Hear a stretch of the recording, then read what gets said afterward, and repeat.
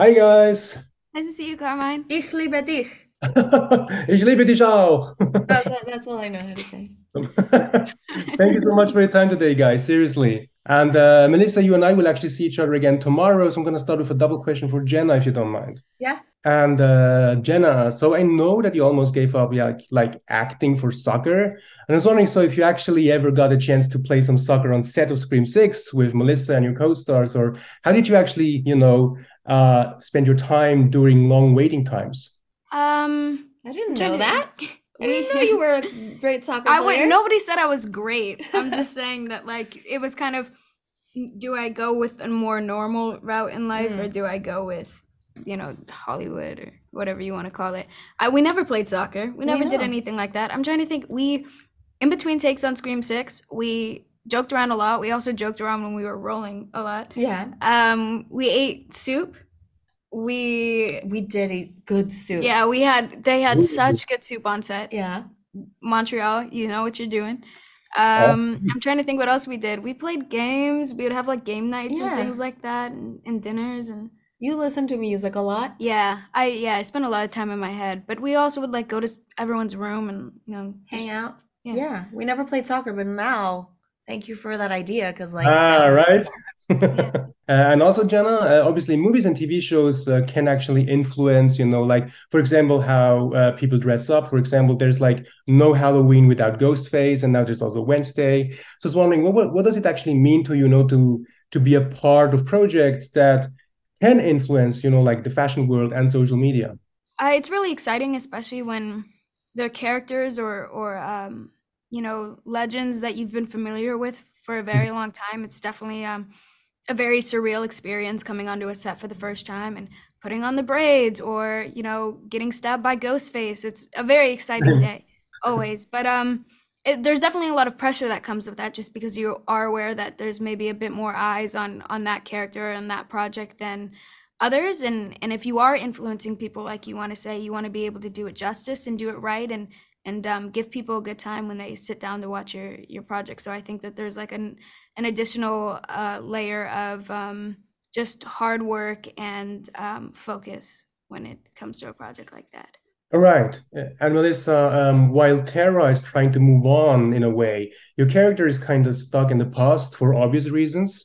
And I was wondering, whenever you feel that you are stuck in the past for whatever reason in your career, how do you make sure you let go of it so you can move on as an artist? it's hard. Sometimes you're just stuck in the past and you gotta like go to therapy. And I feel like that's what Sam is doing because otherwise like how do you get past that? And it's such a like a big thing that happened to them at the end of the fifth movie that it's I completely understand where all of them are coming from and how they're dealing with a sort of grief.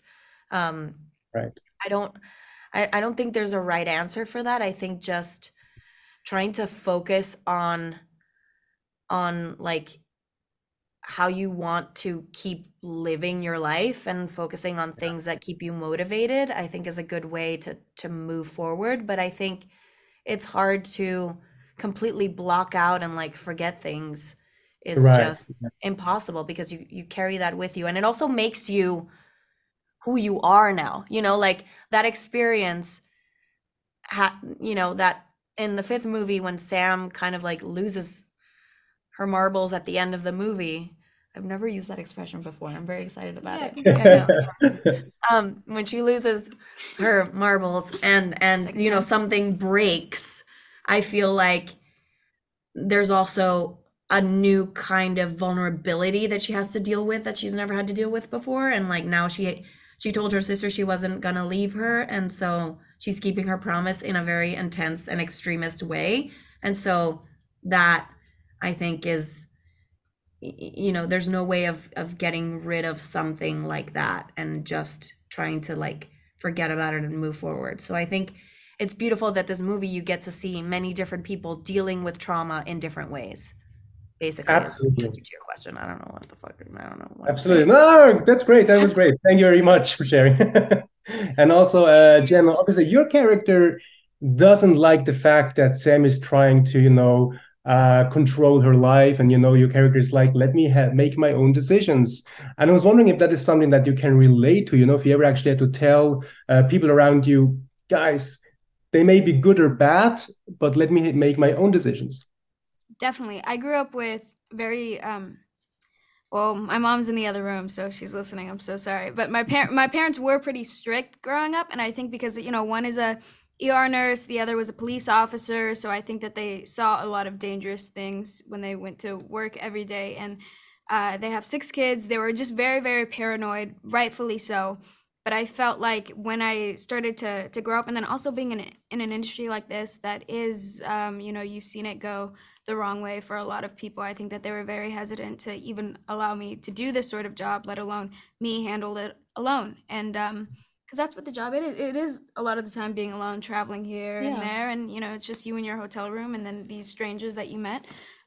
So I think that yeah, you start to make big decisions too in the public eye. Your life is under this huge microscope, and I think that when I was turned 18 and I kind of started parting ways with them, there was a foot that had to be set down and boundaries that had to be laid in terms of ultimately at the end of the day, this is my life. I'm an adult now, and if I'm going to make a mistake in front of everyone, I'm going to make a mistake in front of everybody. It's kind of my time to learn and grow, and it's the only time I'm going to grow as an individual, and I can't have people just micromanaging or living or leading my life out of fear.